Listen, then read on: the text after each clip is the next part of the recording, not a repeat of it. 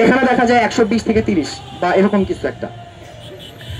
তাহলে ওখান থেকে একটা দেখা যায় যখনই বর্ডার গার্ড ধরবে পুরো পুঁজি তাদের শেষ।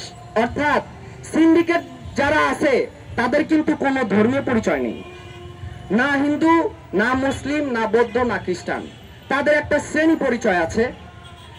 আসলে দিন শেষে দেখা যায় এই যে সাম্প্রদায়িক যে দাঙ্গা লাগানোর চেষ্টা, তা মূলতই একটা নির্দিষ্ট শ্রেণীর বুর্জোয়া শ্রেণীর স্বার্থ রক্ষা করার জন্য, জনগণের মধ্যে বিভেদ তৈরি করার জন্য।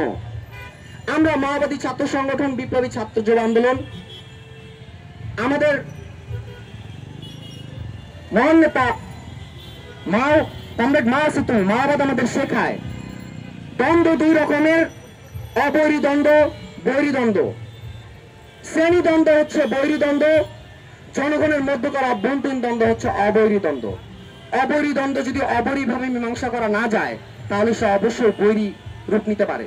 এবং যারা বুর্জোয়া শ্রেণী ক্ষমতায় থাকে, জনগণের মধ্যকার এই অভ্যন্তরীণ অবৈরী দ্বন্দ্বকে বৈরী দ্বন্দ্বে রূপান্তরিত করার নানা রকম প্রয়াস চালায়, যার বাস্তবতা আমরা সেই ঐতিহাসিকভাবে দেখে এসেছি এবং আমার পূর্ব বক্তা তা ইতিমধ্যে পরিষ্কার করেছেন। তাই এর বিপরীতে আর বেশি কিছু বলার নেই। তা আমরা বলতে চাই, এই যে জনগণের মধ্যে বিভেদ তৈরি করার যে অপপ্রয়াস, সে অপপ্রয়াসকে রুখে দিতে হবে। হিন্দু, মুসলিম, বৌদ্ধ, খ্রিস্টান যারাই আছেন সকলকে ঐক্যবদ্ধ হয়ে এক দুর্বার শ্রেণী আন্দোলন গড়ে তুলতে হবে। কি সেই শ্রেণী সংগ্রাম হবে?